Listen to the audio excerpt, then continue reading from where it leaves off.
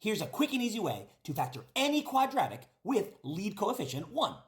So I got this question about how to factor quickly, and this is the perfect way to do it. All you're looking for are two numbers that multiply together to get that constant term at the end, including the sign, so it could be positive or negative, and that add together to get the coefficient of that middle term, again, keeping in mind that it could be positive or negative. Let's take a look at an example. X squared plus 2x minus 15. So we're looking for two numbers that multiply together to get negative 15. Well, we know 3 times 5 is 15, so one of those terms is going to have to be negative. Which one? Well, they need to add together to get positive 2. So you want 5 and negative 3 because 5 plus negative 3 is 2. And that's it. So then when you factor, you get x plus 5, x minus 3, and that's it. We're done. We've factored it. And this will work every single time the lead coefficient is 1. It's super easy. It's super simple.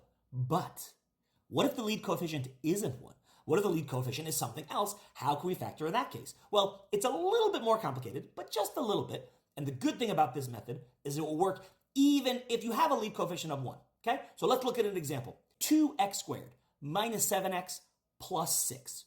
We're still going to be looking for two numbers that add to get that negative 7. The difference is, instead of two numbers multiplying together to get 6, we have to include that lead coefficient. So we actually need two numbers multiplying together to get 12. Well, we can do that, 3 and 4. Now, if they need to add to get negative 7, we actually need them both to be negative. Negative 3 times negative 4 is 12, and negative 3 plus negative 4 is negative 7. But we can't just say the answer is x minus 3, x minus 4, because we haven't taken into account the lead coefficient.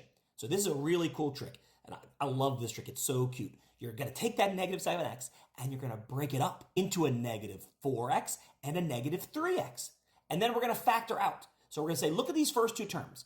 What do 2x squared and negative 3x have in common? Well, they just have an x in common. And what's left behind? 2x minus 3.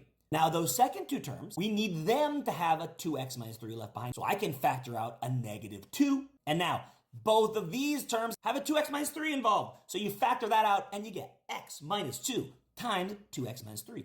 So that's how you factor. Pretty easy. And this will work every single time, whether you have a quadratic with a lead coefficient of 1 or a quadratic with lead coefficient, anything else. And that's what makes it beautiful. If you want to look at an example and you want me to go a little slower, post it in the comments. If you have any questions about what I did, ask me and I'll try to answer them. Thanks for the question. It was a great question. I appreciate it.